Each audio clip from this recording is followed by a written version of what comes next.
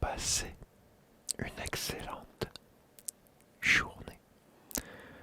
Moi, je vais bien et j'ai passé une très très bonne journée. Aujourd'hui, petite anecdote. Donc, aujourd'hui, je vais te raconter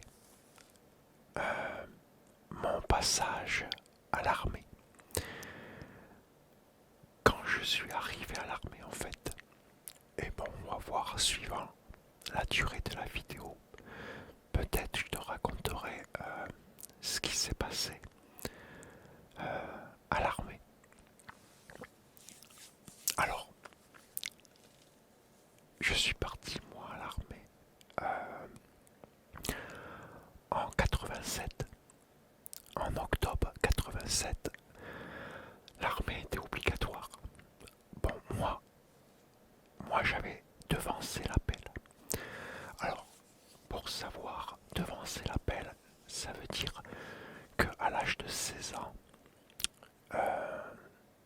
tu faisais une demande pour partir à l'armée plus tôt, c'est-à-dire à ton 18e anniversaire.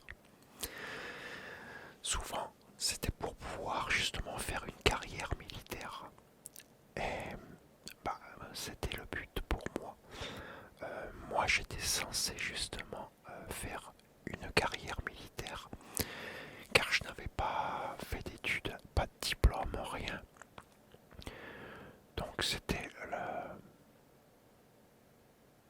l'avantage de pouvoir faire quelque chose. Et j'avais choisi l'armée. Et donc moi je suis parti un mois après mon 18e anniversaire, puisque moi je suis né le 27 août 1969. Et je suis parti à l'armée le 1er octobre 1987.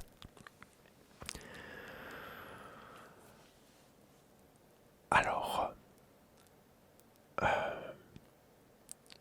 on va commencer par le début peut-être. Donc je suis arrivé à l'armée, j'étais le plus jeune en plus dans tous les appelés. Alors ce on appelle ça le contingent. Alors nous c'était le contingent 1087. Tous les appelés, tous ceux qui étaient arrivés en même temps que moi, j'étais le seul qui avait devancé l'appel. En fait j'étais le plus jeune de tous. Parce qu'il y a de tous les âges. Alors, en majorité, c'est 19-20 ans pour les appeler, ceux qui arrivaient. Mais il y en a qui étaient encore plus vieux. Parce que ceux qui font des études, ils pouvaient faire l'armée un peu plus tard. Donc moi, j'étais le plus jeune.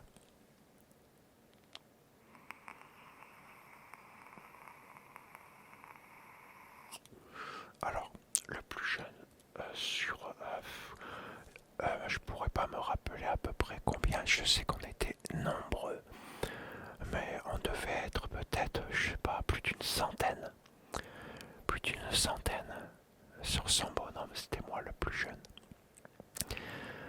Alors, bon, quand t'arrives, ça fait bizarre quand même. Hein. Parce que l'armée, c'est autre chose, hein, ça n'a rien à voir. Aujourd'hui, je t'avouerai que je ne sais pas comment ça se passe.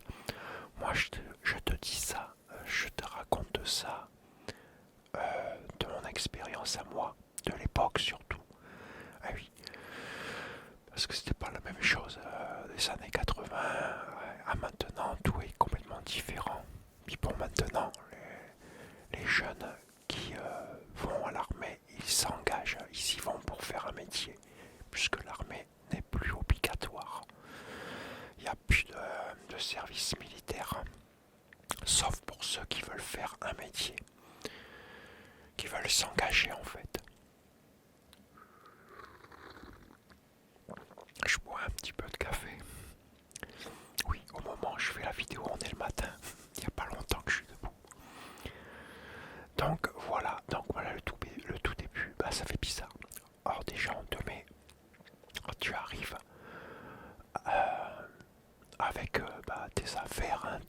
valise ou ton sac, peu importe. On te met en rang dans la cour principale. Oh, on était nombreux sur des colonnes et tout. Et des instructeurs vont commencer à mener par groupe dans les baraquements. Alors les baraquements, ce qu'on appelait les baraquements, c'était les dortoirs en fait. Voilà, les endroits où on allait vivre, dormir, se laver, tout ça quoi. Sauf que là, dans les baraquements, au début, quand tu arrives en tant qu'appelé, ce sont des baraquements provisoires. Ce sont des baraquements qui sont que pour les appelés. Oui, pour les appeler, mais ceux qui arrivent. Voilà, quand tu arrives pour faire tes classes. Parce qu'au début, tu as des classes à faire. Ils vont t'apprendre en fait. Voilà, c'est ça les classes. On va t'apprendre à comment te comporter. On va t'expliquer le règlement, comment ça va se passer, ce que tu devras faire, apprendre à saluer, plein de choses quoi. Mais bon, on va y venir. Donc, ça fait un peu bizarre, on est tous, alors tu vois de tout. Alors, tu rentres déjà dans les baraquements, dans les dortoirs. On était, je sais pas, quand tu es pour faire les classes au début dans les baraquements, on était entassés à une goutte à peu près à une trentaine par dortoir. C'était énorme quoi. Ah, il y en a beaucoup qui balisaient.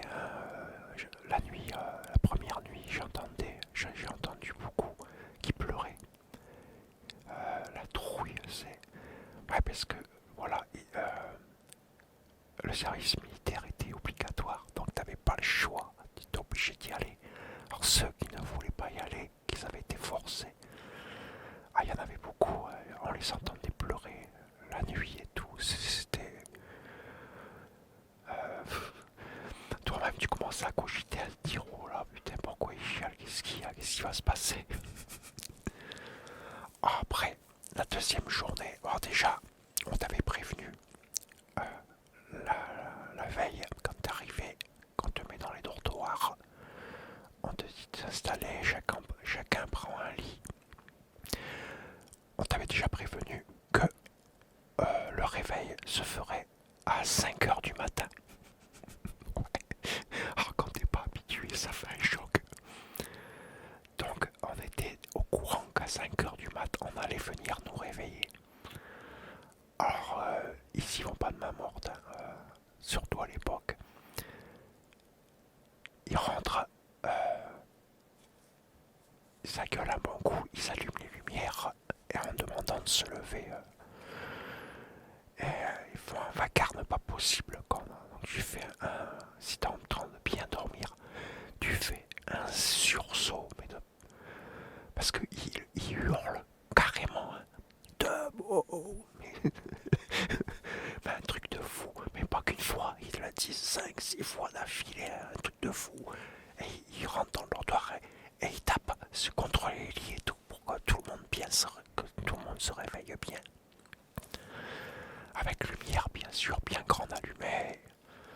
Bon, voilà, après 6 heures, tout le monde doit être prêt pour 6 heures pour aller au réfectoire.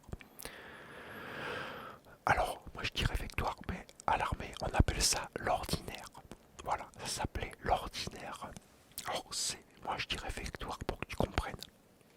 C'est l'équivalent d'un réfectoire, hein, voilà, pour aller manger, pour déjeuner.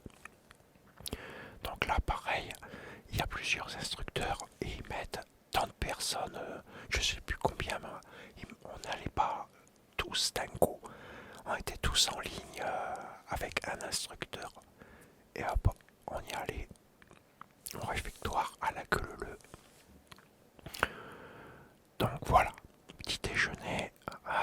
Après, on a jusqu'à 8 heures. À 8 heures, on doit avoir fini de déjeuner, d'être revenu au dortoir et être prêt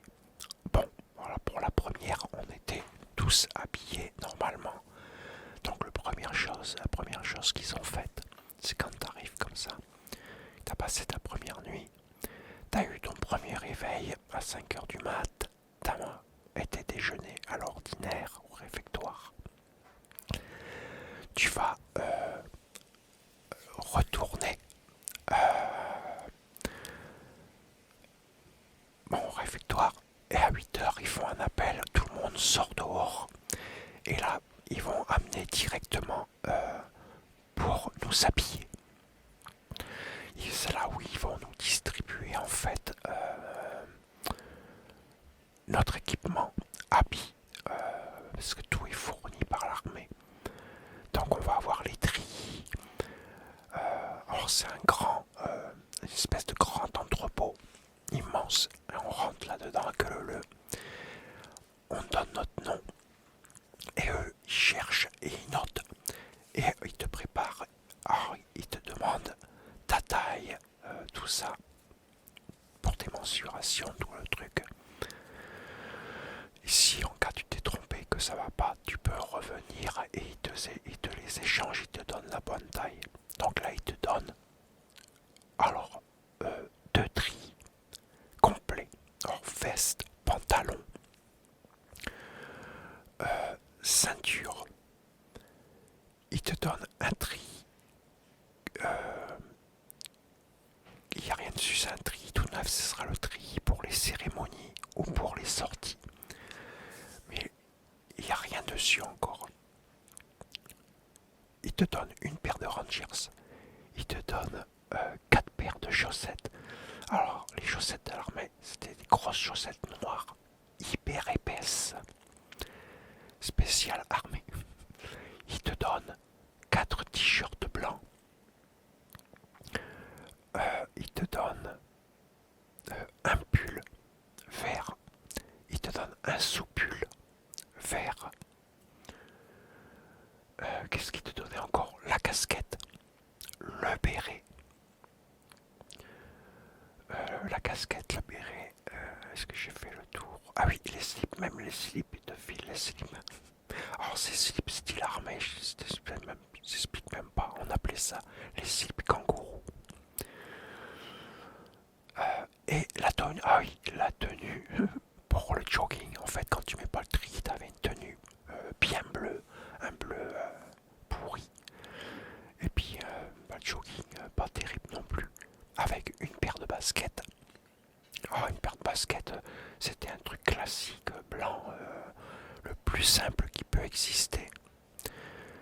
Et avec un jogging, un haut et un bas. Il te donne aussi une parka. Une parka et une espèce de poncho, c'est pour la pluie. Une espèce de poncho pour la pluie. Voilà, il te donne tout ça. Et après, on te demande d'aller au dortoir. Et tout le monde doit se changer, on doit tous se mettre en jogging. Voilà, les tenues civiles, c'est terminé. Maintenant, ce sera que les tenues militaires. Donc, on met les joggings et on doit ressortir. Il nous donne un temps pour s'habiller, se changer. Et on ressort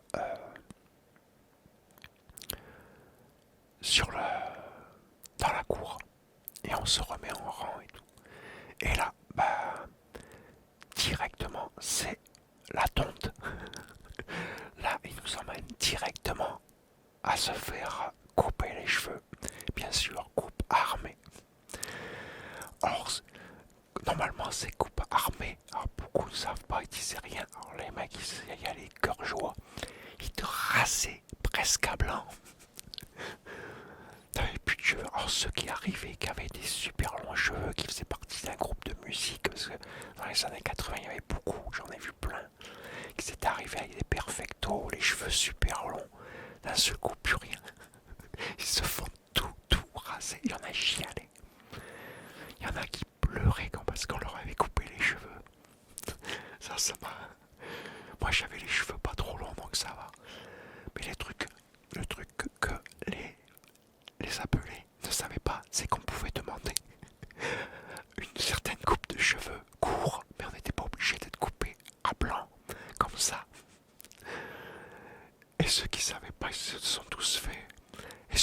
fait. On dit, bah, pas trop court. Voilà, une coupe, bah, la coupe militaire. Alors le mec après il te disait, ouais mais bon, je peux pas te mettre moins que tant de millimètres ou tant de centimètres. Or souvent, la plupart demandaient le maximum autorisé. Et tu te retrouvais avec une coupe classique en fait, une coupe de cheveux courts, mais classique, voilà. Bon, c'était court, voilà, bien court, bien propre, mais pas rasé style, comme on voit beaucoup les militaires, les paras par exemple. Les paras, eux, ils sont obligés. Par contre, voilà, il y a certaines casernes, certains corps d'armée, voilà, certains corps d'armée où ils sont obligés de vraiment avoir une coupe, mais vraiment presque à blanc, comme les légionnaires par exemple, les commandos. Mais dans d'autres comme moi où j'étais moi dans l'artillerie, régiment d'artillerie, tu n'étais pas obligé d'avoir la coupe rasée ultra court à 1 mm sur la tête ou à blanc carrément. T'étais pas obligé. Il suffisait d'avoir, je sais plus combien c'était autorisé. Bon, c'était court, hein, par contre, quand même, c'était court. Mais bon, t'avais une coupe normale, quoi, en fait, mais bien court, plus court que la normale, on va dire. Mais je pense que t'avais quand même encore peut-être 2 cm sur la tête, ouais, facile. Donc ça allait, c'était pas. Mais tous ceux qui savaient pas, moi, heureusement, j'avais entendu parler, je vais laisser traîner un peu les oreilles. Et j'avais entendu. Donc moi, quand je suis passé, c'est ce que j'ai demandé, le maximum autorisé. De ce que j'avais entendu, mais ceux qui ne m'avaient pas prêté l'oreille, qui ne savaient pas, ils se sont mis à voir la tête complètement, presque pratiquement à blanc. Donc voilà, dès la coupe faite, on retourne dans la cour. Et là, ils vont nous emmener, ils vont faire des groupes. Et ils vont emmener pour apprendre. On va pas tous apprendre la même chose en même temps. Pour dispatcher les personnes. Parce que ils vont apprendre le règlement. Et puis ils vont apprendre le règlement. Comment ça va se passer, tout ça. Ce qu'on doit faire, ce qu'on n'a pas le droit de faire. Et ils te font passer un test de QI. Alors t'en as déjà passé un quand tu fais tes 3 jours, ce qu'on appelle les 3 jours. Alors ça dure pas 3 jours, hein. En réalité ça durait qu'un jour et demi. Et ils te refont faire un test QI et suivant le test que tu vas faire, c'est là qu'ils vont te placer en fait, ils vont t'orienter dans quelque chose, dans la caserne. Donc ça dépend de ton QI. Plus il sera élevé et plus on te mettra à des trucs importants. Même jusqu'à te faire passer quelques grades. Pour carrément commander une section, des trucs comme ça. Moins tu as de QI, tu iras faire les choses les plus basiques en fait. Les trucs les plus simples, les moins difficiles on va dire. Mais aussi ils voient ton parcours, ce que tu as fait et tout. Et moi suivant mon parcours, moi j'avais fait un peu le con. J'étais avec une bande de... On se fait vite des copains quand t'arrives à l'armée, hein, ça va vite. Hein. Dès le premier jour tu te fais déjà plein de copains. On s'était mis d'accord avec plusieurs de faire n'importe quoi pour justement pas se faire chier. Parce qu'on se renseignait de tous les côtés. Comme ça, on savait à quoi s'attendre. Et c'était une erreur, hein, bien sûr. J'avais su, j'aurais jamais fait cette bêtise, mais bon, voilà. Donc je me retrouve avec dans les plus faibles. Mais manque de bol avec tous les sports de combat que j'avais pu effectuer. Ils se disent que je serais très très bien dans la police militaire. Donc je me suis retrouvé dans la police militaire. Donc ça fait que pour la police militaire, je n'ai fait seulement un seul mois de classe. Pas plus.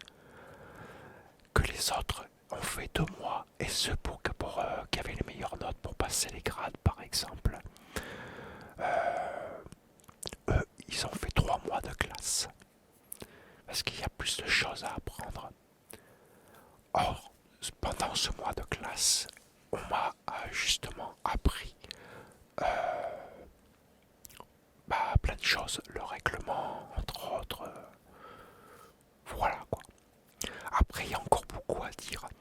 C'est pour ça que je pense que je vais faire en deux parties. Je crois que c'est le mieux.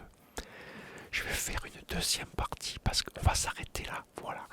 Où j'ai fait le test. Voilà, le test de QI, tout ça. Voilà. Moi, j'ai qu'un seul mois de classe à faire. Ok. Et je vais atterrir dans la police militaire. On va s'arrêter là. Parce qu'il y a encore beaucoup à dire. Ah oui, ça se passe pas comme ça en claquement de doigts. Il se passe beaucoup de choses quand tu arrives à l'armée. Et je vois que là, ça fait pratiquement 20 minutes.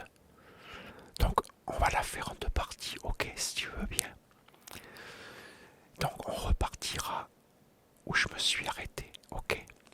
Bon, en tout cas, en attendant, moi j'espère que tu as passé un bon moment avec moi et que cette anecdote t'a plu et que tu es certainement impatient d'entendre la suite. Et je me demande même s'il n'y aura pas une troisième, à savoir ce qu'il y a beaucoup raconté à l'armée.